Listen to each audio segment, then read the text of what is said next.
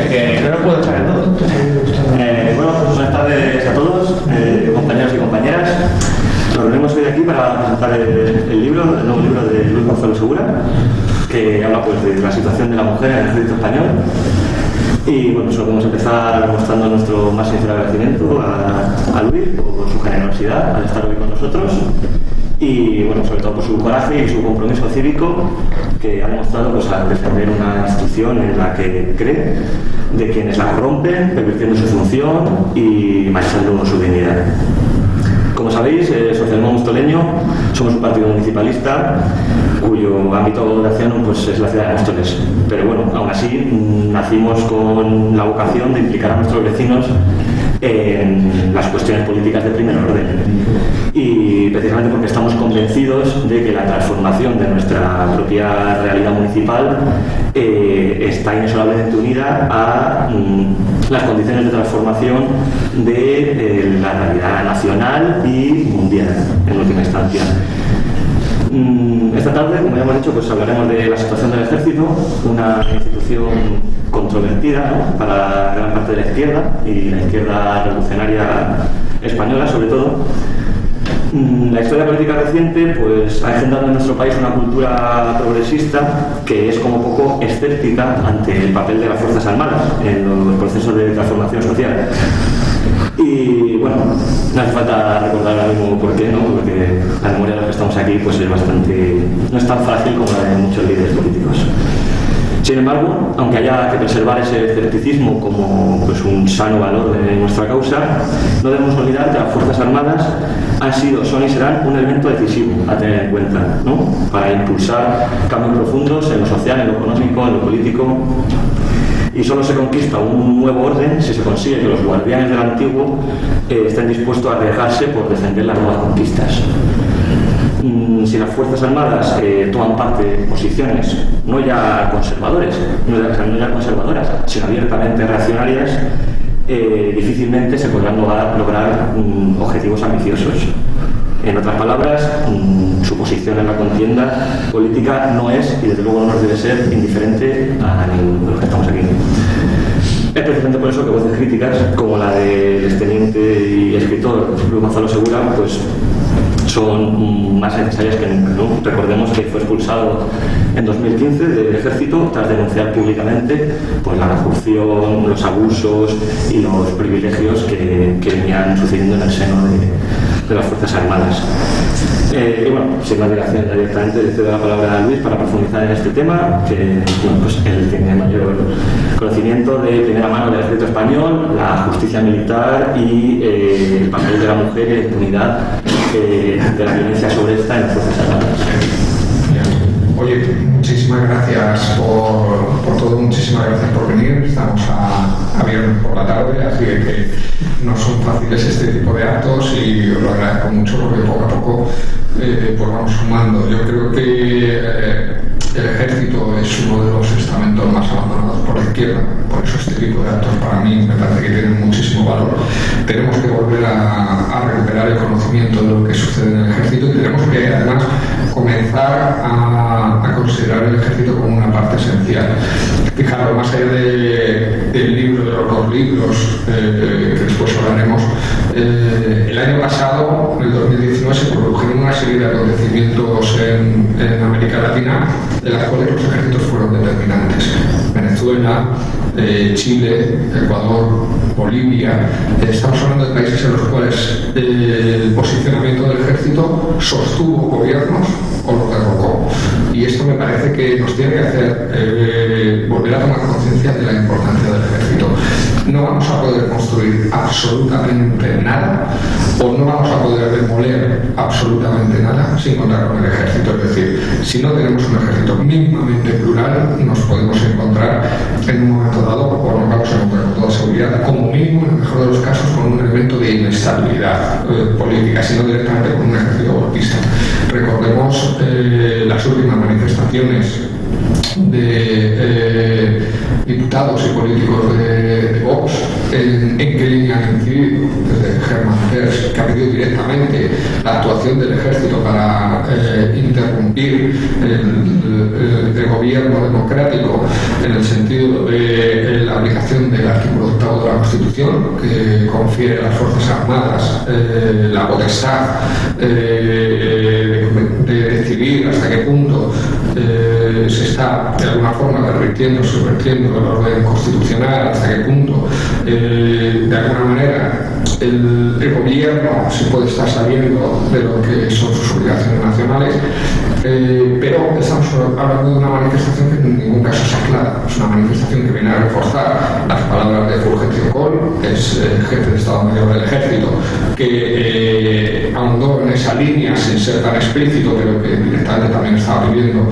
un golpe de Estado, y manifestaciones que después fueron secundadas de forma más o menos explícita, pero secundadas tanto por Espinosa Los Monteros como por Santiago Abascal. Es decir, estamos hablando de un Congreso de Diputados en el que hay 52 ultraderechistas que estarían a favor de un golpe de Estado. Y lo que es más preocupante, tenemos a 98 diputados más de Ciudadanos o del PP que sin manifestarse de forma abierta por una posición tan radical han mantenido la misma retórica, es decir, han mantenido la retórica de este gobierno es ilegítimo y esta investidura es fraudulenta. Esto es algo que se hemos escuchado tanto al Partido Popular como a Ciudadanos. Por lo tanto, estamos hablando de 150 diputados en España que o bien están directamente a favor de un golpe militar o bien, no se lo pondrían a él. No me imagino a los diputados del Partido Popular o de Ciudadanos jugándose la vida por impedir un golpe de Estado. No creo que esto es algo que todos percibimos. Entonces estamos hablando de una situación mucho más grave de lo que puede parecer, porque si tenemos un ejército claramente golpista, y os aseguro que tenemos un ejército claramente golpista, claramente ultraderechista, y eso lo combinamos con no 150, pero sí a lo mejor 175, 180 diputados golpistas, nos podemos encontrar con una situación extremadamente desagradable. Desde ese punto de vista, creo que tenemos que volver a retomar el conocimiento del ejército. El ejército tiene que volver a formar parte de la agenda política, ya sea a nivel local como a cualquier otro nivel, porque mañana nos pueden volver a golpear. En Chile nadie se imaginaba que el ejército podía volver a las calles y ha vuelto a las calles. Y cuando ha vuelto a las calles, todos se imaginaban que ese ejército se había modernizado, se había democratizado, es decir, toda la retórica que estamos viendo aquí en España. Y lo que se ha encontrado es un ejército que ha torturado, que ha asesinado y que además, como postre, ha acosado, agredido y violado a mujeres. ¿Por qué? Porque las mujeres forman parte o son parte del botín de guerra. Esto es algo absolutamente tradicional. En esa línea, los dos libros que tenemos aquí, el primero ya lo hemos presentado, el libro negro del Ejército Español, y el segundo, La Guardia de la Bestia, me parece que son dos libros muy importantes porque devuelven de alguna manera el conocimiento perdido por la sociedad de lo que sucede en el ejército y vuelven a poner al ejército en la agenda política. Creo que es muy importante porque fijaros, cuando Unidas Podemos, estaba gestionando un acuerdo de gobierno, renunció directamente a una serie de ministerios, renunció a Defensa, renunció a Exteriores, renunció a Interior, renunció a todos los ministerios que se consideraban de Estado. Y son precisamente los ministerios de Estado los que van a cambiar la situación o no. Es decir, esto me parece muy importante. Muchas veces nos quedamos con el pan para hoy y el hambre para mañana, nos quedamos con lo social y creemos que con lo social podemos cambiar la arquitectura de este país, pero esto se ha demostrado completamente falso. Es decir, el sistema, de hecho, nos puede llegar a dejar jugar con una parte de lo social siempre y cuando no toquemos la arquitectura del edificio. Y la arquitectura del edificio, uno de los pilares más importantes, sin ningún género de dudas, es el Ejército Español. Esto es algo que no podemos olvidar, por supuesto, el ejército español, la Guardia Civil, etc. Esto es algo que los catalanes, por ejemplo, que les pasó exactamente igual que a la izquierda española y pensaron que, bueno, el ejército no es mío, por lo cual si no es mío, me da exactamente igual lo que haga el ejército. Claro, te da exactamente igual hasta que un día te quieres proclamar independiente o quieres hacer un referéndum y entonces te manda a la Guardia Civil y te enteras de lo que es la Guardia Civil. Y te da exactamente igual hasta que un día te mando al ejército y te enteras de lo que es el ejército. Y que hemos estado a punto de enviar el ejército a Cataluña, nos ha faltado muy poco. Y que podemos enviar el ejército a Cataluña a día de hoy con este gobierno no, pero con otra coyuntura sí, que nadie lo dude.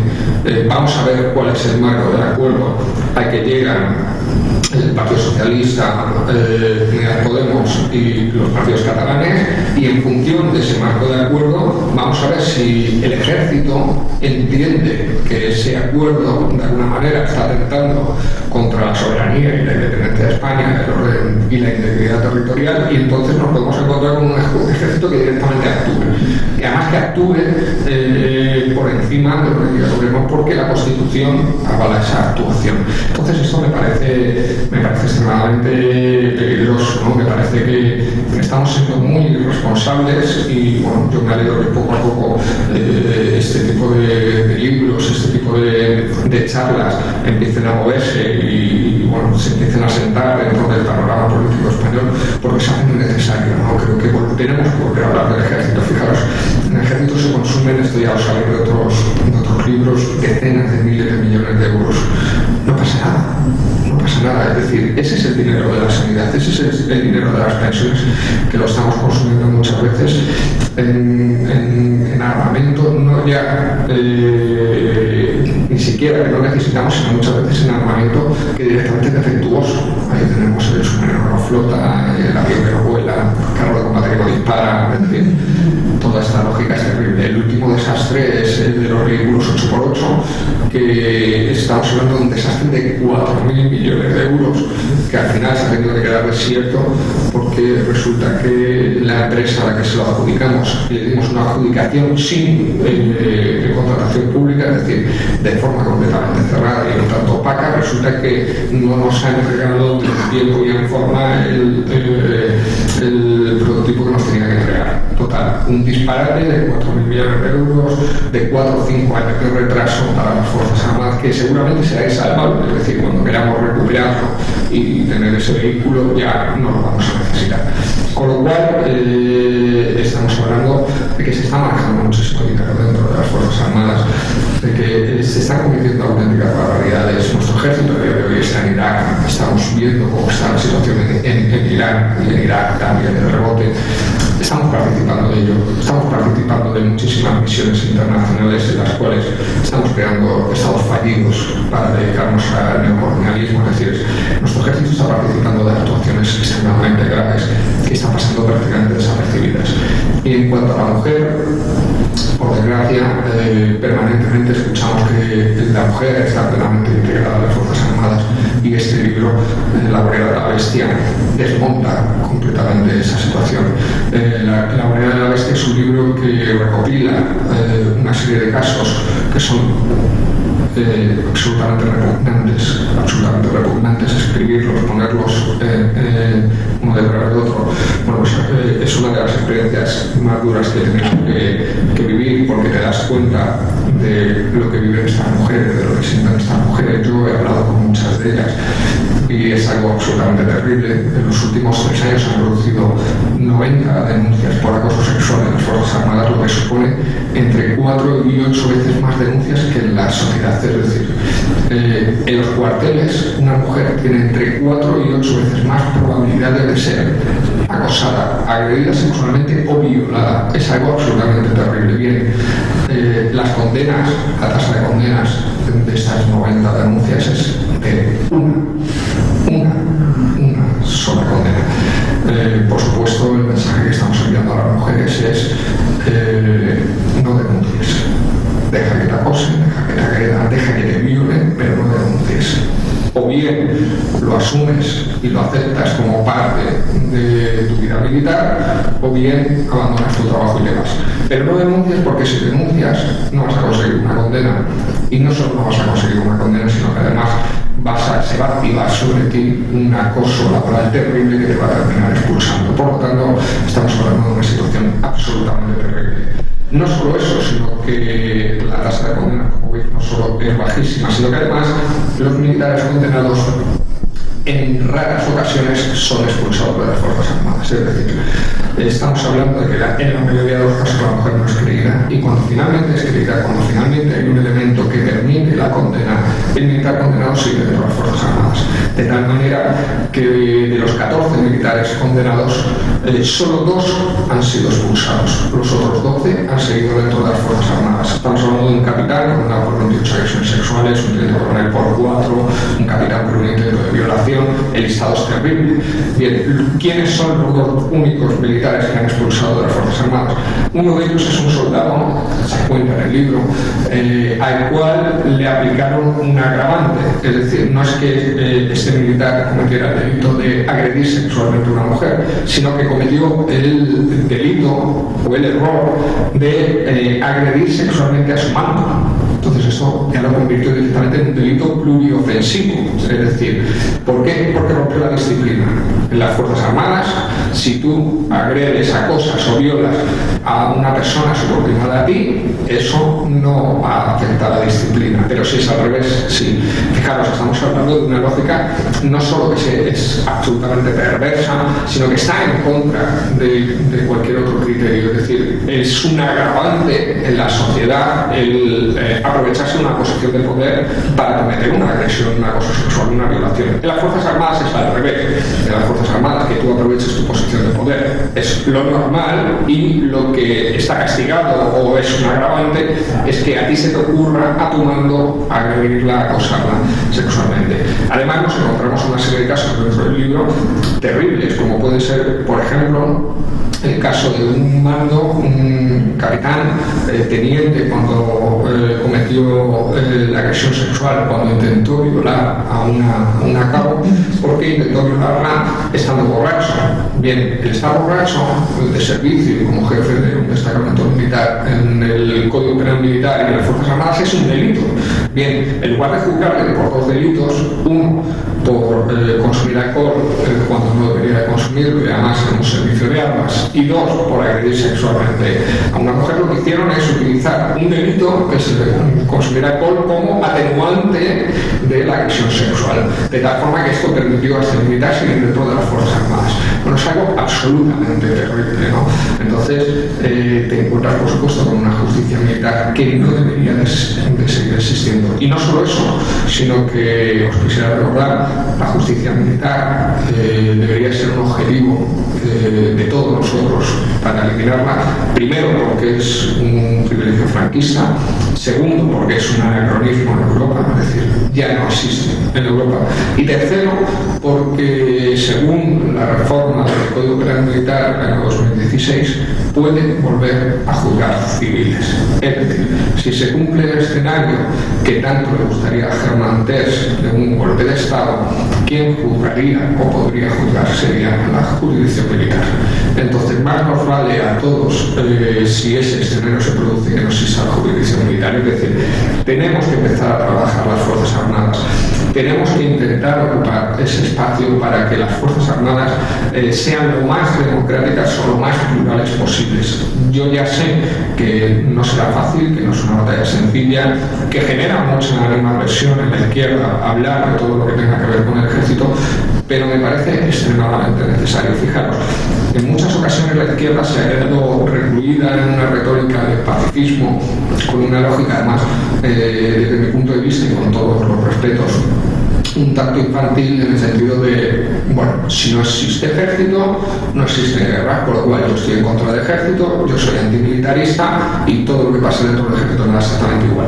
¿Cuál es el problema? Que esto confunde 2 elementos que no tienen nada que ver. Por un lado se encuentra el tablero de la violencia, y el tablero de la violencia existe. ha existido y va a seguir existiendo, al menos mientras la humanidad siga siendo lo que a día de hoy es. Bien, y por otro lado están las piezas que se mueven en ese tablero de la violencia. La izquierda ha renunciado por completo al tablero de la violencia, por completo. Es decir, ya ni siquiera somos capaces de coger en un momento dado una estaca e ir al ayuntamiento a protestar porque nos están robando, cosa que hace 200 años sucedía. Bien, la izquierda renunció por completo al tablero de la violencia, y ese tablero de la violencia a día de hoy está manejado por la derecha y por la extrema derecha. Bien, ¿qué es lo que nosotros pensamos? Bueno, si quitamos las figuras militares del tablero de la violencia, desaparece el tablero de la violencia. Y eso no es así. Si nosotros quitamos las figuras militares de ese tablero de la violencia, lo que van a aparecer son figuras de seguridad privada.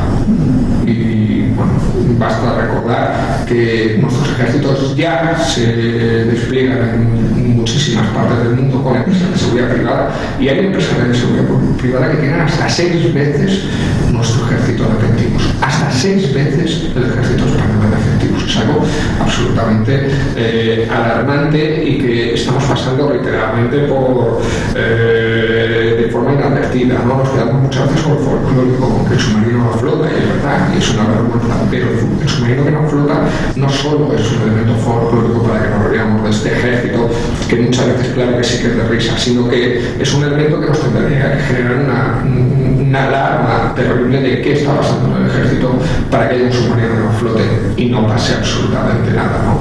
Entonces, en esa lógica de si no existen militares, no existen guerras, estamos abandonando el tablero de la violencia, y no solo estamos abandonando el tablero de la violencia, sino que estamos permitiendo que la derecha y la extrema derecha maneje todas las fichas que se encuentran a día de hoy desplegadas en el tablero de la violencia. Si el día de mañana se produce un elemento o un factor de inestabilidad en este país, la derecha y la extrema derecha tienen todas las piezas fijadas. ¿Hasta qué punto llega el abandono de la izquierda con esta retórica del pacifismo, que incluso en América Latina, en los países en los que ha habido gobierno de izquierdas, se han abandonado esas piezas militares? Es decir, los gobiernos de izquierda en América Latina, en lugar de darse cuenta de que esas piezas eran muy, muy importantes, de modificarlas, de intentar convertirlas en elementos plurales, de intentar que hubiera personas de izquierdas dentro de esos efectivos, no ya por convertir a esos ejércitos en ejércitos rojos, que claro que sí que estaría bien, yo prefiero un ejército de rojos, de progresistas, de comunistas, a un ejército de fascistas, eso no hay ninguna duda, pero al menos que fuera plural. Bien, en lugar de trabajar en esa línea, lo que se han contentado ha sido con subirles el sueldo, darles una serie de preventas, es decir, hacerle una serie de regalos para que no te golpeen. El problema es que eso no soluciona la situación, eso lo único que hace es, bueno, pues calmarlo durante un tiempo, pero en el momento en que hay un elemento de inestabilidad, te encuentras con que ese ejército te golpea. Esto es lo que ha pasado en Bolivia, esto es lo que ha pasado en Ecuador, esto es lo que ha pasado en Chile. En Chile y en Ecuador el ejército se ha usado contra la ciudadanía. Ese ejército se habría usado contra la ciudadanía si fuera un ejército plural, difícilmente, muy difícilmente. En España tenemos un ejército ultraderechista, en España tenemos un ejército que el día de mañana se puede usar contra nosotros, y estamos siendo absolutamente irresponsables de no darnos cuenta de la importancia que tiene este elemento, porque el ejército, las fuerzas y cuerpos de seguridad del Estado son los únicos estamentos que tienes que cambiar antes de modificar un gobierno. La jurisdicción la puedes cambiar a posteriori, la Iglesia la puedes cambiar a posteriori, por supuesto el poder legislativo, el poder ejecutivo lo puedes cambiar a posteriori, pero lo único que tienes que cambiar antes de conseguir el poder es el ejército y las fuerzas y cuerpos de seguridad del Estado. ¿Por qué? Porque si no te van a golpear, si no te van a impedir que llegue ese gobierno. A día de hoy tenemos un gobierno de centro-izquierda, y además mayoritariamente de centro, es decir, un gobierno de centro-izquierda volcado al centro. Esa es la realidad. Bien, si aquí hubiera un gobierno de izquierdas, es decir, si hubiera 120 diputados de Unidas Podemos y hubiera 35 del Partido Socialista, seguramente el ejército estaría en las calles. Y esto es algo que tenemos que tener muy claro. Si pensamos que eso no va a suceder, estamos siendo un ejército hacemos? Habrá quien diga, bueno, es una exagerada. Bien, César Milani, ex jefe de Estado Mayor de las Fuerzas Armadas Argentinas, se ha pisado en los términos. Es decir, cualquiera que ha conocido el ejército, cualquiera que tiene una mentalidad progresista y sabe lo que es el ejército, sabe perfectamente que es absolutamente reaccionario, que a día de hoy está en el poder de las élites y tenemos que empezar a trabajar para que ese ejército deje de estar en el poder de las élites. ¿Cómo trabajamos este ejército? ¿Cómo conseguimos que este ejército sea democrático? Haciendo el trabajo que hace la izquierda. ¿Por qué no estamos con estas mujeres que son acosadas, agredidas sexualmente o violadas? Porque son militares. Como son militares y están dentro de un cuerpo fascista, la culpa es de ellas por haber entrado dentro de un cuerpo fascista. Falso. Estamos hablando de mujeres que en la mayoría de los casos han entrado a trabajar a las Fuerzas Armadas sin ningún tipo de ideología y sin ninguna otra lógica que la de tener un puesto de trabajo. En muchas ocasiones, el único puesto de trabajo que podían encontrar. Es decir, estamos hablando de clase trabajadora. Bien, pero es como que no habláramos de clase trabajadora, aunque habláramos de mujeres con ideología de extrema derecha, de fascistas, de franquistas, de lo que queramos. Una mujer no se puede acosar, agredir sexualmente y violar, independientemente de la ideología que tenga. Esto es absolutamente perverso. Si lo que yo cuento en este libro, La huella de la bestia, lo contáramos de cualquier colectivo, fueran enfermeras, doctoras, profesoras, me da exactamente limpiadoras, me da exactamente igual, esto sería un auténtico escándalo. Pero son militares. Como son militares, entran en la lógica de ellas se han buscado. Entonces, las mujeres militares son mujeres para la derecha. Entonces, como son mujeres para la derecha, si les acosan, las agreden o las violan, bueno, no deja de ser una vicisitud suya, militar. Bien, y el problema es que para la izquierda son militares. Y como son militares, se lo han ganado también. Al final, la mujer es la que tiene la culpa siempre de que la acosan, la agredan o la violen. Esto es algo terrible. Estas son las lógicas que tenemos que cambiar. ¿Qué lógicas tenemos que cambiar? Los soldados. Los soldados de tropa son clase trabajadora. ¿Cómo puede ser que abandonemos a los soldados de tropa? ¿Cómo puede ser que el Ministerio de Defensa esté cercano a expulsar a 50.000 trabajadores y la izquierda no se haya movido para defenderles? Es algo absolutamente disparatado. Es algo que solo se puede asumir desde toda esa retórica de ese ejército negro, de ese ejército estructura del franquismo, estructura del fascismo, sostén de este régimen autoritario de apariencia democrática en el que vivimos. Pero es que si seguimos abandonando a esos soldados son los que dentro de no mucho nos pueden apalear.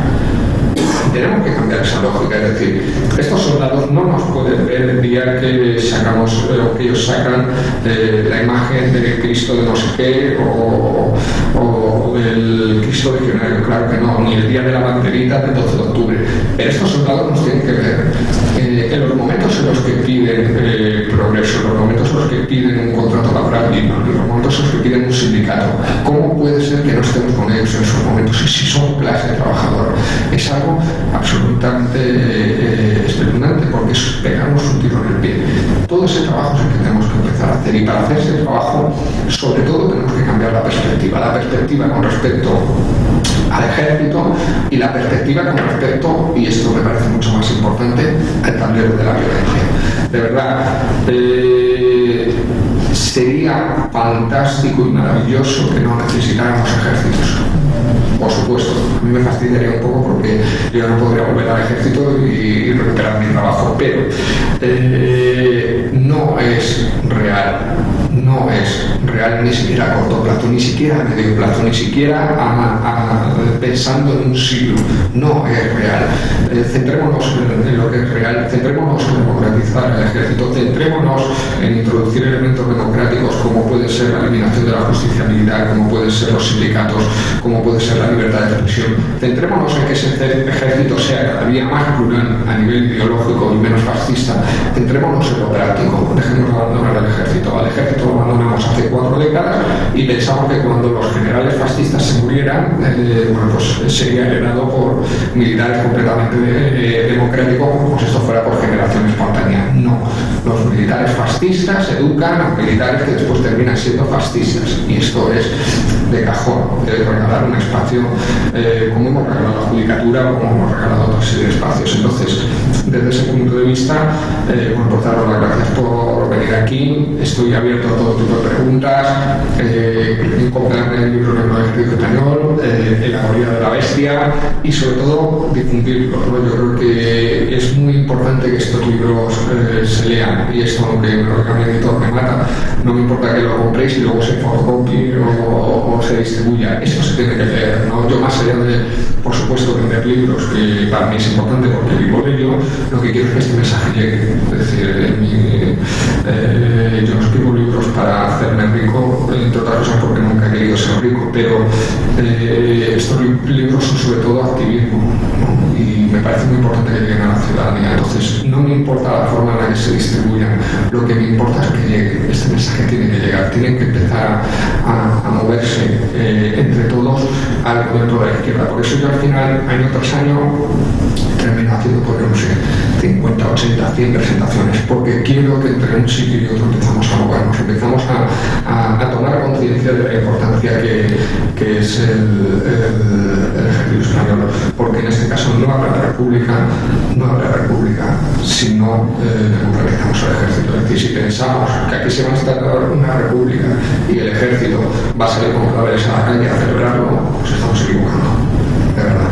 Bueno, dicho esto, muchísimas gracias. Os quiero recomendar también, yo tengo un team de AMIN, amigos de Teniente Segura, de AMIN acabado en G, team, amigos de Teniente Segura, Proyecto Magenta. A día de hoy estoy donando todo el dinero a Cabo Marco Antonio Santos Soto. No sé si sabéis quién es.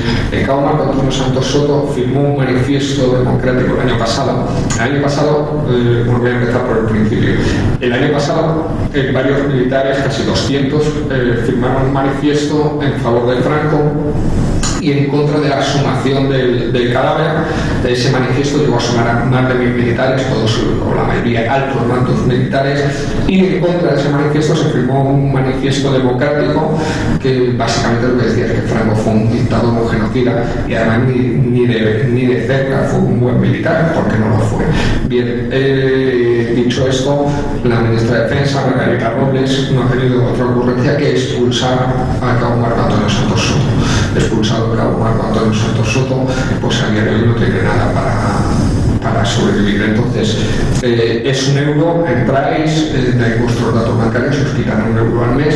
No solo os pido que entréis y os hagáis de socios o mecenas, por decirlo de alguna forma, sino que distribuyáis el enlace entre todas las personas.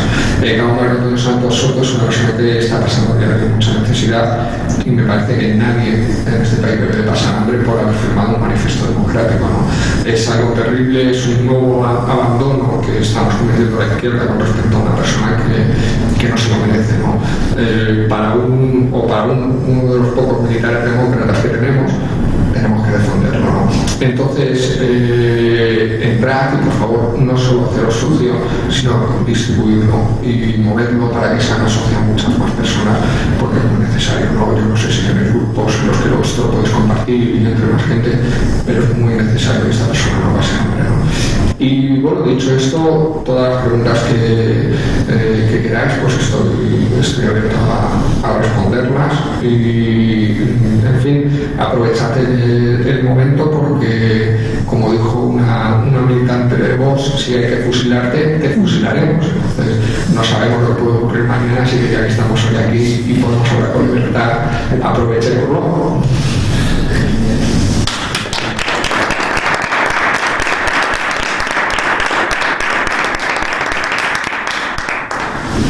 Bueno, yo voy a hacer un poco de moderador, pero yo creo que lo que estamos no hace falta mucha moderación. Si alguno de primera es una... ¿Qué tipo de, o sea, su situación legal ahora mismo, qué tipo de proceso judicial utilizaron contra usted? A ver, contra mí lo que hicieron básicamente, aparte es que son, no solo son malos en el sentido de malignos, sino que son malos en el sentido de que son absolutamente chapuceros. Es decir, por desgracia o por suerte para mí, me intentaron hacer un traje a medida, ¿no? Y el traje a medida fue muy parecido al que le han hecho a Cabo Marco Antonio Santos Soto. 3 faltas graves y una falta muy grave, como suma de las 3 faltas graves. Es decir, Ellos cogen y te cogen 3 actos, te sancionan 3 veces. Yo estuve en total 139 días encerrado en un centro disciplinario y después te aplican una falta muy grave y te expulsan. ¿Qué es lo que pasa? Que en mi caso, en las 4 faltas cometieron, más allá de la cuestión formal, que lo que se está debatiendo a día de hoy y está todavía en el Tribunal Constitucional, en el Tribunal Europeo de Derechos Humanos, en la cuestión de fondo lo que se debate es la libertad de expresión. Es decir, yo tengo libertad de expresión para esas manifestaciones o no. Ellos entienden que no, yo entiendo que sí. Por suerte he llegado a la Directiva Europea de Protección a los Denunciantes de Corrupción y se supone que la batalla está ganada. Pero más allá de esa cuestión de fondo, luego hay una cuestión formal, y es como decía, que como son tan chapuceros, el ministro me expulsó estando recusado, con lo cual no podía expulsarme. Una recusación básicamente es que tú en un momento dado del proceso, de igual cuando haces un escrito y recusas a la persona que te tiene que expulsar porque consideras que no es imparcial. Antes de poder expulsarme tenía que haber resuelto esa recusación y decir, oye, sí, además la resolvía él mismo, oye, sí, que sepas que yo sí soy imparcial, soy neutral, soy un tío muy bueno, y al día siguiente te expulso. Bien, pues el tío lo hizo al revés, es decir, me expulsó estando recusado y 2 meses después se dieron cuenta de que no habían resuelto la recusación y me llamaron. Me dijeron, oye, resulta que como no hemos resuelto la recusación, que la resolvemos ahora. Claro, pues tú la resuelves ahora, pero mientras estás recusado no puedes tomar ningún tipo de determinación, con lo cual esa expulsión es nula de pleno derecho. Bien, no solo eso, sino que eso es la expulsión. Las 3 faltas graves, una de ellas es también nula de pleno derecho, porque me aplicaron un artículo de la Guardia Civil. Entonces está bien, mola mucho, pero yo no soy Guardia Civil, con lo cual no me puedes aplicar un artículo de la Guardia Civil, no me puedes sancionar por el régimen disciplinario de la Guardia Civil. Puedes tener toda la razón del mundo, pero no puedes. Y las otras 2 faltas graves, resulta que me juzgaron 2 veces por lo mismo, porque no se dieron cuenta, son así de inútiles, y en una de las faltas graves, bueno, pues me sancionaron por unas manifestaciones hechas en una entrevista, y en otra de las faltas graves me sancionaron por manifestaciones hechas en la misma entrevista que me habían sancionado. No solo me sancionaron 2 veces por la misma entrevista, sino que además me sancionaron 2 veces por la misma entrevista aplicándome tipos diferentes. Es decir, en uno decían que estaba cometiendo, que mis manifestaciones eran contrarias a la disciplina, es decir, el bien protegido era la disciplina, estaba atacando la disciplina, y en la otra sanción lo que decían es que estaba insultando a los altos mandos militares, es decir, mis palabras eran una ofensa para los altos mandos militares, con lo cual el bien protegido eran los altos mandos militares. Claro, ya, pero es que es la misma entrevista. Que tú la has cogido de 2 medios diferentes, porque muchas veces los medios duplican las entrevistas, eso no es mi problema, pero yo solo he hecho una entrevista, con lo cual con una entrevista tú me puedes aplicar una falta grave, pero no me puedes aplicar 2. Mala suerte, lo siento, búscate la vida. Con lo cual, en mi caso, todo el edificio es defectuoso, no hay ninguna manera, no hay forma de sostenerlo. Entonces, si a esto le añadimos además que justo cuando estoy en el Constitucional, es decir, ya a punto de morir, en mi caso, he sido de alguna forma salvado por la campana, porque ha entrado la directiva y ya está en vigor la directiva europea de protección a los denunciantes de corrupción, pues en mi caso se supone que mi situación está resuelta. ¿Cuál es el problema? Que mi situación está resuelta a nivel jurídico, pero ahora el Estado español puede tardar 2, 4, 5, 6 años en decir, hostia, pues tenía razón y perdónanos, nos hemos equivocado. Por supuesto, pueden demorarse todo lo que quieran, ¿no? Y se están demorando. Margarita Robles está actuando al final exactamente igual que María Dolores de Cospedal o Pedro Moreno. De hecho, incluso yo diría que peor. Es decir, yo tengo la sensación de que el posicionamiento de un señor como Pedro Morenés sería mucho más neutro. Entonces, es un señor que se dedica a vender muerte. Por lo tanto, bueno, al final un tenientucho que sea un progresista no se la trae un poco al fresco. Es decir, a él lo que le importa es un negocio, el vender armas, el vender muerte y el lucrarse de ello. Con lo cual, seguramente su posicionamiento sería más neutro. Sin embargo, Margarita Robles es un sujeto muy especial, ¿no? Es una persona que intenta presentarse como una demócrata, pero mientras se presenta como demócrata y socialista, se dedica a expulsar a militares progresistas, por lo cual os podéis imaginar el tipo de sujeto que es. Y además es un personaje de malas pulgas, es decir, tiene un carácter bastante endiablado, ¿no? Entonces, bueno, no va a ser fácil. De hecho, hoy han ratificado que ella sigue como ministra de Defensa. Y para mí, a nivel personal, no es ni mucho menos una buena noticia. Por poneros una idea, una de las personas que se barajó que podía haber sido ministro de Defensa, Constantino Méndez, que fue secretario de Estado para la Defensa con Carme Chacón en el 2010, es una persona mucho más técnica, más política, más de sentarse y negociar. Seguramente una persona de esas características a mí me habría venido mejor que una persona como Margarita Robles, que bueno, es una persona con un muy mal carácter y además con muy poco talento político, ¿no? Es una persona que sea capaz de sentarse y dialogar, ¿no?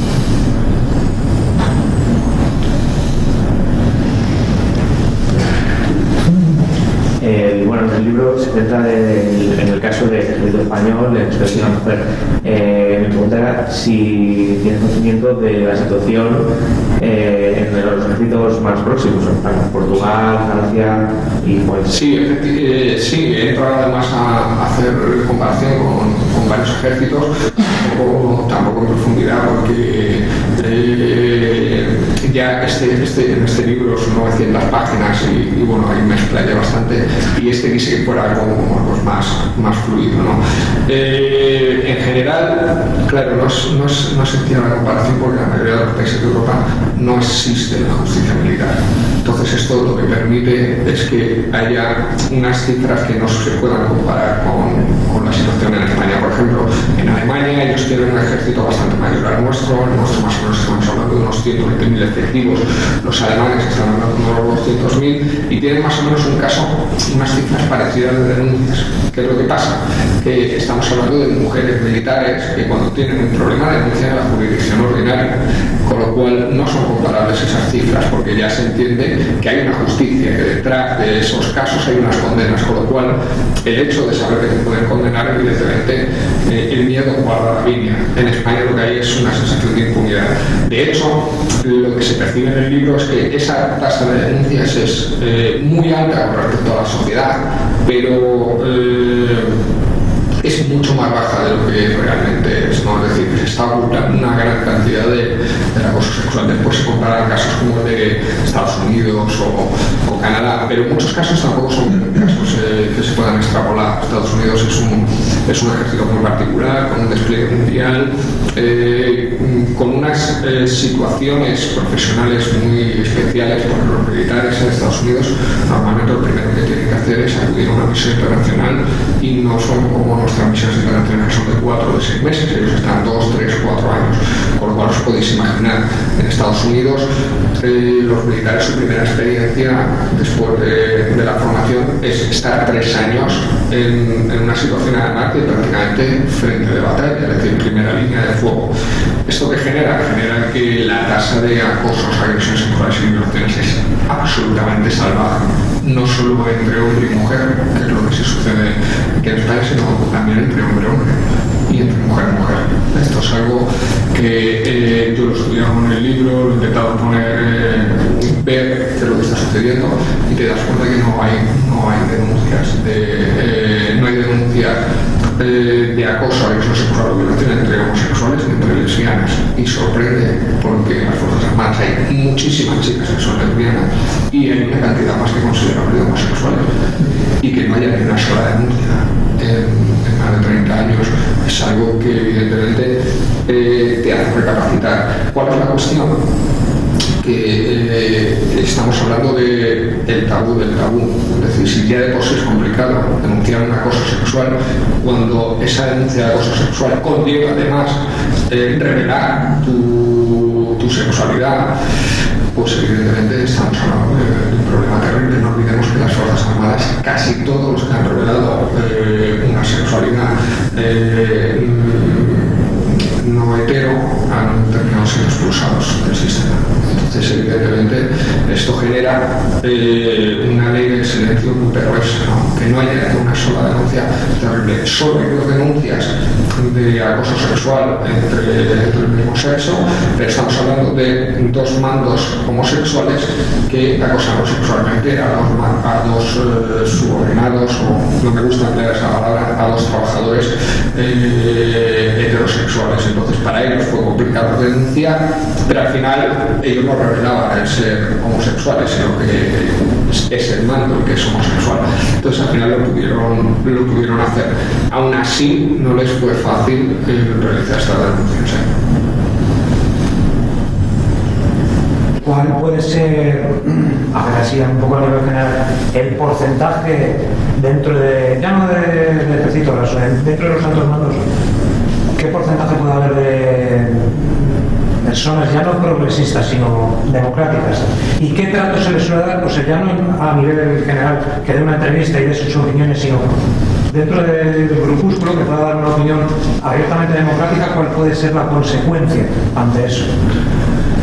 Estamos hablando del 0%, es decir, en las Fuerzas Armadas los progresistas fuera del armario son del 0%. En el armario seguramente es un porcentaje algo superior, pero estamos hablando de un porcentaje muy pequeño. Pensemos en que estamos hablando de un ambiente en el que la retórica es claramente ultraderechista. Es decir, de tal manera que cuando tú estás en una conversación o te inhibes, y directamente te inhibes, y además te inhibes de forma completamente natural, o si intervienes te vas a convertir en objetivo del sistema, vas a ser repudiado por el sistema, con lo cual incluso en el caso de ser progresista lo guardas para ti, no vive dentro del armario. Y hay 2 elementos que lo demuestran. Uno de ellos es Julio Rodríguez, que no es que sea, creo que hay que marcarle, Julio Rodríguez no es rojo, por decirlo de alguna manera, Julio Rodríguez no es de izquierda, Julio Rodríguez es socialdemócrata, no en el sentido que a mí me gustaría, sino en un sentido bastante liberal, es decir, lo podemos englobar en el centro ideológico, centro izquierda, en el mejor de los casos. Bien, Julio Rodríguez vivía su ideología de forma completamente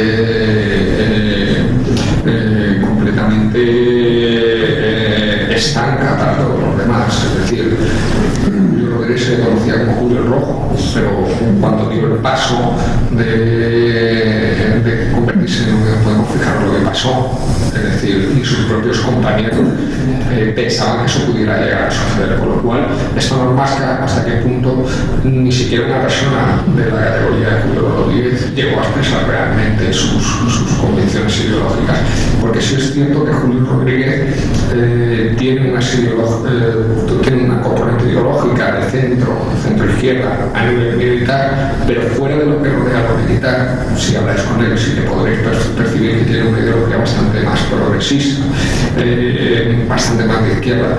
Obviamente esa ideología la tuvo que mantener en secreto, porque de lo contrario los ataques que vivió una vez que dio el paso los habría vivido antes, y no fue así, ¿no?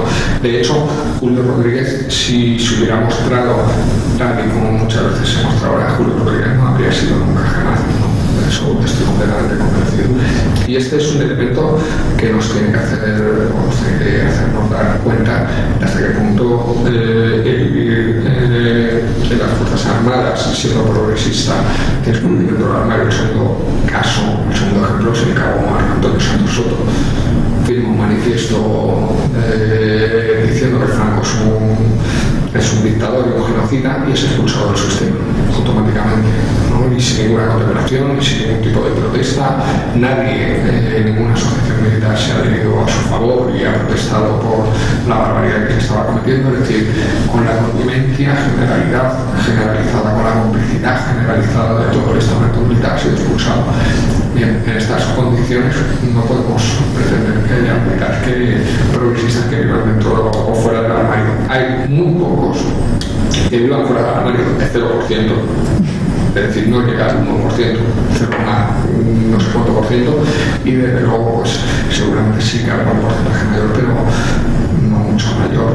Es decir, las Fuerzas Armadas que puede haber un 4 o un 5%, estamos especulando. es casi la conversación de cuñado, pero no puede haber algo mucho más. Si hubiera algo mucho más, mucho mayor, habría una reacción. Habría una organización, fijaros, ni siquiera una organización de oficiales progresistas. En los años 70 tuvimos la UMD. Bien, no existe una UMD a día de hoy. Con lo cual el hecho de que no exista una UMD a día de hoy, cuando podría existir, sería legal que existiera, ya nos enmarca que mucho progresismo no puede haber dentro de las Fuerzas Armadas, porque si hubiera se habría organizado. Vamos a ver, todas estamos de acuerdo en que el ejército, todas las fuerzas, eso tienen que cambiar, pero vamos, si la extrema derecha se ha apropiado como propia una bandera, ¿vale? La roja igualdad, que para muchos españoles representa a ellos y tal, o sea, es todavía más cómo se han apropiado de las fuerzas del ejército, porque eso viene de familia. O sea, es muy raro que alguien que no venga de determinadas familias coja un alto cargo. Es más, la gente del pueblo que se mete en el ejército realmente se mete porque está buscando un trabajo. Entonces, si sabe que se sale de unas pautas ya establecidas, va a perder ese trabajo, como le ha pasado a tu compañero, al cabo y tal. Entonces, yo creo que es una cuestión muy difícil de romper. Sobre todo porque nosotros, si un hijo nuestro entrara dentro del ejército, no lo llevaríamos nada bien. Claro, cuando yo fui a la academia como soldado, había compañeros que cuando entraron en el ejército se encontraron que tuvieron que ocultarse de amigos, que sus padres estaban enfadados. O sea, hemos puesto un personaje del espectro de la izquierda. Es decir, esta mentalidad tenemos que abandonarla, ¿no? Creo que es una mentalidad absolutamente errónea. Y no solo eso, sino que es una mentalidad que va en contra tradicionalmente de la izquierda. El Partido Comunista fue el primero que alentó a que sus afiliados entraran dentro del ejército, porque comprendió, y además con toda la razón del mundo, que si no estabas dentro y no tenías una cierta cuota de poder dentro del elemento que después va a ejercer la violencia, te podías encontrar que esa violencia se volviera contra ti. Y ellos entendieron que si yo introduzco una serie de fichas, si yo controlo en ese tablero de la violencia una serie de fichas, voy a poder impedir que este ejército actúe contra mí, ¿no? Y esto me parece fundamental, ¿no? Es algo que nosotros no, yo creo que en ese sentido lo hemos comprendido y no hemos acertado a realizar, ¿no? Entonces tenemos que empezar a trabajar en ese aspecto. Sí, claro que hay que entrar en las Fuerzas Armadas, porque si no entramos en las Fuerzas Armadas no vamos a poder tener jamás nada. Claro que tenemos que controlar las Fuerzas Armadas. Si las fuerzas policiales son violentas, que lo son, si cometen excesos, que son terribles, que los cometen, si queremos que no los cometan, la solución no es alegrarnos en un tuit cada vez que muere un guardia civil. La solución es que nuestros hijos entren en ese espacio, para que la vida sea menos reaccionaria. Y si nosotros queremos policías, como en países europeos, que se oponen a los desahucios, en lugar de entrar a balear a la gente y sacarla de los pisos, lo que necesitamos es que esos efectivos no sean fascistas, sino que dentro de esos efectivos haya muchos progresistas. Hasta que no comprendamos esto, no vamos a poder cambiar. Pero ¿cómo lo haces? Si realmente la orden te viene, que es igual, en el ejército es igual que la monarquía, o sea, los generales o altos cargos. Si nosotros entramos dentro y entramos dentro con conciencia, podemos cambiar la situación, pero tenemos que tenerlo dentro de la agenda. Es decir, tenemos que comprender que nuestros hijos tienen que ocupar ese espacio, tenemos que comprender que ese es un espacio de combate y tenemos que combatirlo. Tenemos que obligar a que nuestros partidos políticos tomen medidas con respecto al ejército. Por ejemplo, ¿cómo puede ser que no exijamos a Unidas Podemos que desaparezca la justicia militar? La justicia militar es una barbaridad, es un anacronismo. Tiene que desaparecer. Bien, si justicia militar, el ejército ya es maravilloso, no, pero desde luego mejor. Tenemos que obligar a que uno de los elementos fundamentales de regeneración democrática dentro de la izquierda sea la introducción de sindicatos dentro de las Fuerzas Armadas, como existen en prácticamente toda Europa. Bien, ¿deja de ser fascista el ejército? No, pero es algo mejor. tenemos que empezar a dar esos pasos. ¿Para qué? Para que sigamos unos pasos en los cuales generamos una estructura mucho menos fascista y mucho menos ultraderechista y reaccionaria. Esto nos va a permitir querer entrar dentro de esa estructura. Bueno, si ya no hay justicia militar, si hay sindicatos, si hay libertad de expresión, si hay una serie de garantías, bien, bueno, si yo entro dentro de ese espacio y me violan, me voy a un juzgado militar y ese señor puede tener un problema. Bien, si yo entro dentro de un espacio y cometen un abuso sobre mí por mi ideología, yo iré a un juzgado ordinario y esa persona tendrá un problema. Mientras esté la justicia militar, claro, yo me voy y digo, es que me han machacado por ser rojo, pues obviamente no tengo ninguna posibilidad. Os voy a contar un ejemplo. Un militar negro denuncia que le están llamando negro. Negro ven aquí, negro ven allá, negro.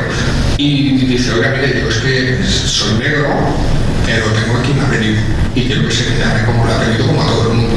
Cuando le dice, tú quieres ser negro y negro para arriba, negro para abajo, bien. El negro denuncia. Esto llega al Tribunal Supremo y el Tribunal Supremo resuelve lo siguiente. Bueno, mientras que a lo de negro no se le añada ninguna otra connotación, no es un insulto, no pasa nada, es lenguaje castrense. Entonces, oiga, está llamando negro permanentemente. Es decir, está faltando, insultando al respeto, no solo su mando, sino además una gran cantidad de militares que estaban allí. O sea, estamos hablando de una barbaridad. Bien, ¿esto cómo se rompe?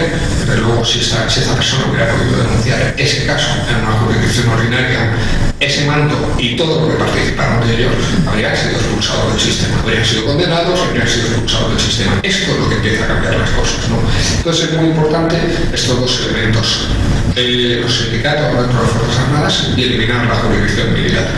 Bien, ¿cómo puede ser que estas dos iniciativas no sean fundamentales, no hayan sido firmadas por parte de Unidas Podemos en el gobierno del PSOE? Es que yo habría sido dos de los primeros elementos que habría puesto en el tablero, porque son básicos.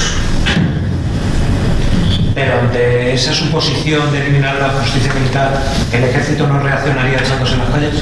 No, porque el ejército puede echarse a las calles si decide romper España, porque esto es algo que está inoculado. O si los comunistas llegan al poder, porque esto está inoculado. Es decir, el anticomunismo está inoculado y la unidad de España está inoculado. Es decir, todo el mundo tiene claro que España es lo que es y no puede ser de otra forma.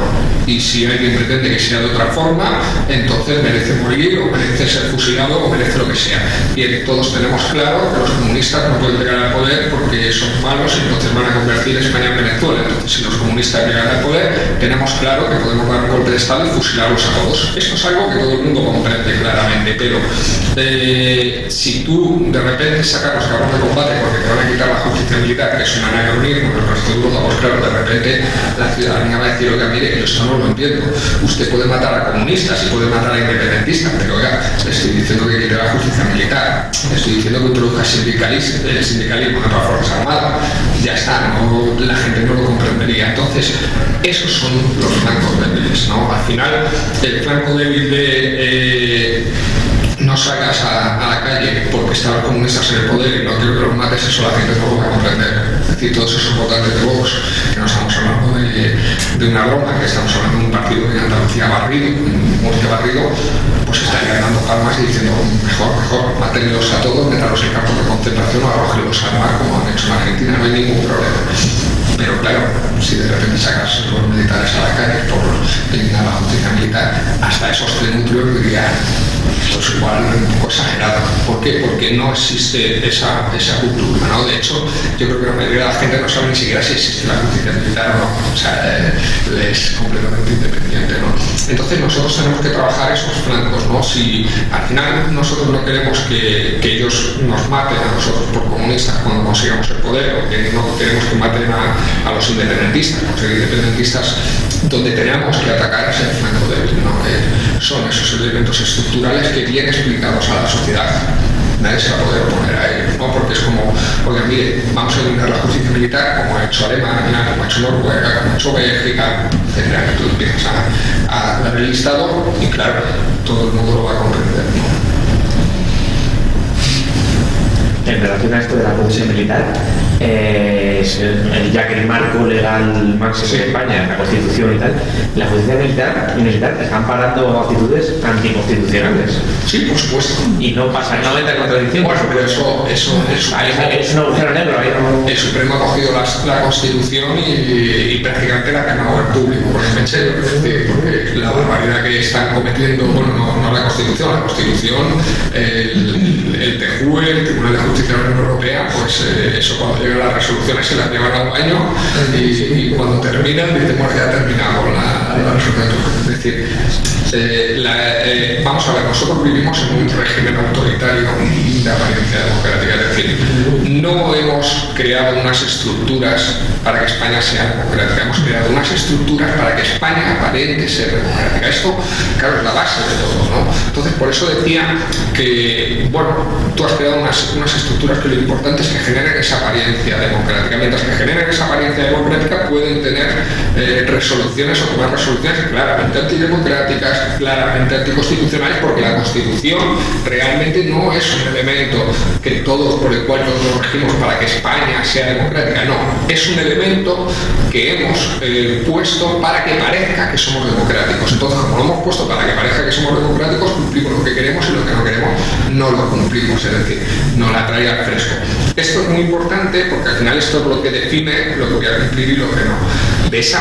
Por eso estoy diciendo que nosotros tenemos que atacar esos flancos, ¿no? Esto es muy importante. Fijaros, yo no soy jurista, pero a nivel jurisdicción es obvio, a nivel justicia, que uno de los elementos, estos son los servicios de inteligencia. Es el CNI, que no se entera ni del nodo, pero saborea bien a uso. Fijaros, en la jurisdicción yo no entiendo no soy jurista, pero está claro que hay elementos que puedes atacar y que se debe atacar, ¿no? El Tribunal Supremo es un elemento que a día de hoy está muy desacreditado, ya no solo por la cuestión de Cataluña, sino, bueno, al final, tristemente a los ciudadanos se trae a fresco que estemos metiendo una bandera con los catalanes o no, igual que se trae a fresco que montemos campos de concentración y asesinemos catalanes como mañana, que eso nos pase a nosotros los comunistas. Eso a los ciudadanos les da igual, pero lo que el Supremo hizo con las hipotecas, un error terrible, y se desnudó. Entonces nosotros tenemos que aprovechar esos errores, ¿no? A partir de ese error tenemos que solicitar, por ejemplo, una reforma del Tribunal Supremo. La Audiencia Nacional es un elemento, es un tribunal de orden público y obviamente debe desaparecer. Bien, todo esto hay que explicarlo, podemos explicarlo y esas son las debilidades del sistema. Es decir, al final nosotros en esta arquitectura de apariencia democrática lo que tenemos que intentar es, bueno, ya que tú has creado el edificio de apariencia democrática, voy a intentar yo rellenarlo de elementos democráticos, ¿no? Esa es la lucha que tenemos que mantener, ¿no? Porque al final eliminar la justicia militar y introducir sindicatos dentro de las Fuerzas Armadas es demoler el edificio. El terminar con la Audiencia Nacional o reformar el Tribunal Supremo es demoler el edificio, ¿no? En el momento en el que tú cambies la forma de llegar al Tribunal Supremo y al Tribunal Constitucional, está demoliendo el edificio, porque el Tribunal Constitucional y el Tribunal Supremo están puestos ahí, igual que la Audiencia Nacional, para generar una apariencia de democracia, pero evidentemente lo que se pretende es que el poder siga siendo de ellos. En el momento en el que tú consigas que ya no lleguen los mismos que estaban llegando al Constitucional y al Supremo, bueno, pues esa es a día de hoy el verdadero elemento con el cual puedes cambiar el sistema. A mí me gustaría hacer una pregunta personal. Y es que entiendo que tú... Yo por preguntas personales poco más, No pasa nada, para eso. Entiendo que una búsqueda, una readmisión dentro de las Fuerzas Armadas, aún sabiendo que es como soltar una vacuna entre leones. Sí, pero tenemos que estar. Sería un poco hipócrita que yo dijera, bueno, tenéis que entrar eso, pero ya entráis vosotros, a mí que me indemnicen y yo me voy para mi casa. No, tenemos que entrar, tenemos que estar. Necesitamos que haya personas como el Cabo Santos o que esté yo dentro de las Fuerzas Armadas, ¿no? Porque al final nosotros no solo tenemos una importancia personal, sino de alguna manera también tenemos una importancia simbólica, ¿no? Cada demócrata que haya dentro de las Fuerzas Armadas, cada militar que se manifieste democrático y progresista dentro de las Fuerzas Armadas, bueno, pues está generando un nexo de unión con una parte de la sociedad que a día de hoy se siente completamente desconectada de las Fuerzas Armadas. Es decir, de alguna forma somos un poco esa cabeza de puente, ¿no? Para que después en el futuro vengan otras personas y bueno, cada vez seamos más, ¿no? Entonces esa batalla es fundamental. Obviamente si yo el día de mañana no puedo volver a las Fuerzas Armadas y me tengo que conformar con que me indemnicen, pues me conformaré, pero mi objetivo prioritario es volver a las Fuerzas Armadas, ¿no? Y que me sodomicen ahí a tope. Lo voy a pasar súper bien vuelvo a las Fuerzas Armadas. Al margen de los libros, solo con lo que has dicho aquí hoy esta tarde, yo creo que ya sería suficiente para... Sí. Reconozco que es curioso porque, por supuesto, me tienen de rojazo, comunista autoritario, independentista, etc., ¿no? Pero, más allá de este odio incendiario inicial que tuvieron contra muchos militares, cuando descubrieron que era un rojazo y tal y cual, pasado un cierto tiempo, es curioso porque muchos me siguen apoyando. Y es que, claro, volvemos a la lógica de ese trabajo de que tenemos que hacer. Es que no hay nadie más que esté apoyando y esté sacando a la luz sus problemas. Entonces, al final, han dicho, bueno, mira, este es un rojazo, perdido, un proletario y un independentista, pero es que es el único que realmente está defendiendo nuestros derechos. Por lo cual, al final, como que lo tienen como, bueno, se lo perdonamos, ¿no? No pasa nada. Entonces, es curioso porque una vez que yo consiguiese esa readmisión, es cierto que va a haber muchos militares que me odian profundamente, incluso militares de tropa, es decir, de clase trabajadora que me odian profundamente a pesar de que esté luchando por sus derechos, porque son tan fascistoides que bueno, que no lo sé. Estamos hablando de gente, los típicos que han sido ultra del equipo de fútbol de tal, igual. Entonces, claro, eso no me perdonan. Pero incluso hay algunos de esos, y la mayoría del resto, que es como, bueno, es que tú has luchado por lo mío. Entonces, bueno, dentro de esa concepción tan individualista que tenemos en este mundo, como yo he luchado por lo tuyo, pues te lo perdono, ¿no? Bueno, eres un comunista, pero bueno, no pasa nada, ¿no? Tampoco es tan grave, ¿no? Es curioso, ¿no? Bueno, eso. Si luego cuando me hace falta me defiendes... Claro, bien, esa es la lógica que nosotros tenemos que atacar, ¿no? Fíjate, claro, cuando yo hablo, por ejemplo, de que necesitamos un banco nacional y tal, claro, la gente es como, pero este tío ¿dónde ha salido? Pero tío, ¿qué estás diciendo? Es decir, es como, pero claro, luego al final, ¿quién es el que expone sus problemas? ¿Quién es el que está diciendo que los están machacando, que les están haciendo polvo y que necesitan un contrato mínimo y que necesitan unas condiciones laborales? Claro, soy yo. Entonces, claro, al final no te lo tienen en cuenta o te lo tienen menos en cuenta. Esto es muy importante porque, fijaros, ellos a todo lo que tenga que ver con la izquierda, los sindicatos, bueno, hay una serie de sindicatos que no sabemos lo que es, pero bueno, sindicatos, partidos de izquierdas, etcétera, claro, ellos los consideran el demonio, el mal, claro, pero si el mal empieza a estar con ellos cuando ellos protestan, el mal les empieza a apoyar cuando necesitan a nivel individual y de forma completamente egoísta algo, de repente ya no van a ser tan malos. Sí, los van a seguir mirando y diciendo, joder, sos comunistas y tal, pero claro, es que luego van a decir, joder, pero es que cuando yo luché para que no me expulsaran, quien estuvo conmigo fueron los comunistas, esos, joder, ya no son tan malos.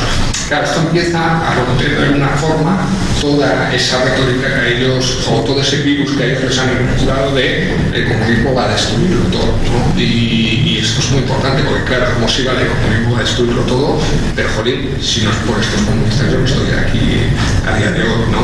O a mí me habrían expulsado. Bien, esto rompe esas lógicas y aparte genera relaciones personales, esas relaciones personales de las asociaciones militares con los grupos políticos de izquierda que de repente se empiezan a encontrar y dicen, joder, pues estos comunistas no me han puesto ninguna bomba aquí debajo y tal, y bien, he salido vivo de aquí, no me han ejecutado bien. Empiezas a romper toda esa mentalidad que ellos pueden tener, ¿no? De bueno, sois unos proletarios, que asesinarnos, tal.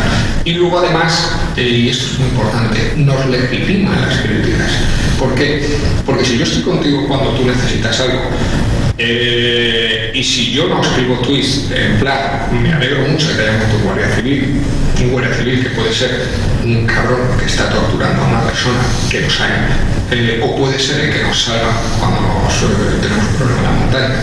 Claro, si nosotros no escribimos ese tipo de tweets y no existe ese tipo de retórica desde la izquierda y estamos con ellos cuando les criticamos, cuando después ellos cometen excesos, abusos, violencia policial y les criticamos, ellos no van a poder decir que es que nosotros les criticamos porque les odiamos. No, oye, yo no te odio. Yo estaba contigo cuando tú querías una mejora laboral, ¿no? Una mejora económica. Yo estaba contigo cuando querías que no te escucharan, pero ahora tú te has pasado y yo estoy enfrente tuya. Entonces es muy difícil que digan, no, es que tú estás enfrente mía porque me odias. No, yo no te odio. Si yo te odiara no habría estado contigo.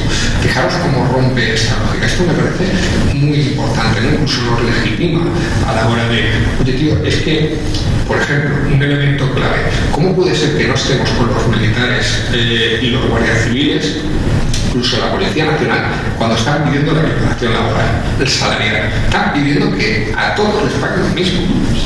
Y no estamos con ellos.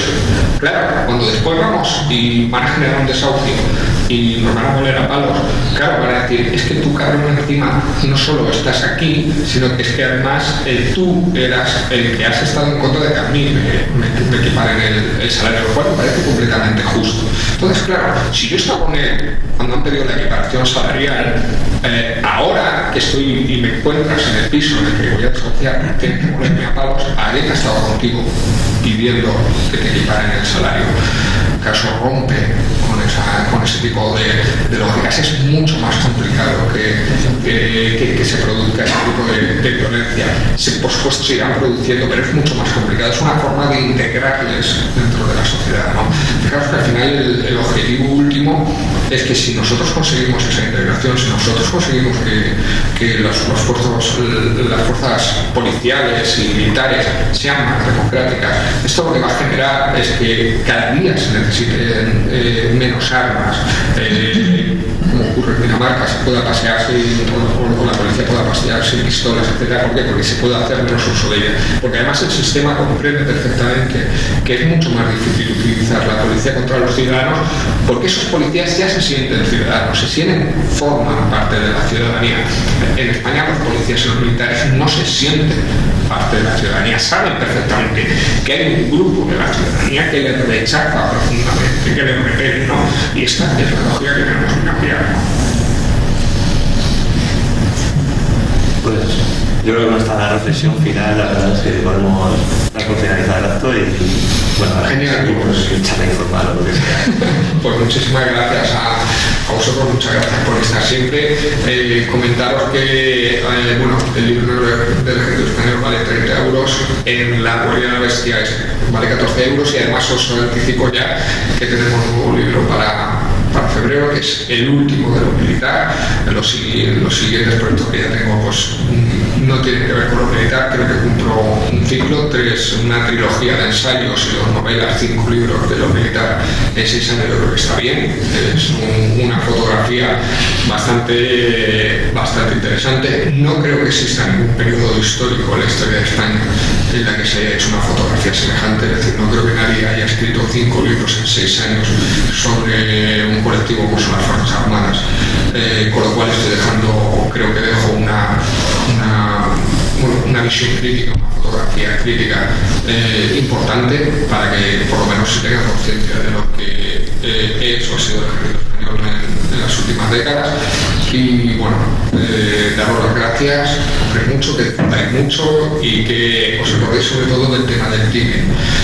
De verdad, yo he pasado muchísima necesidad por todo lo que he hecho y me da mucha pena que como en Cabo Santos por firmar un manifiesto democrático en el cual pues, se tacha al dictador de genocida y a Franco de genocida y dictador, pues pase hambre, me parece terrible, ¿no? Entonces, por favor, intentad difundir mucho. Recuerdo, TIMI o TEAMIN acabado en G, Amigos del Teniente Segura o Proyecto Magenta. Podéis entrar en los dos y os quitan €1 a cada uno. O sea, no tengáis problema. Y muchísimas gracias y nos vemos a la siguiente, en cuanto queráis.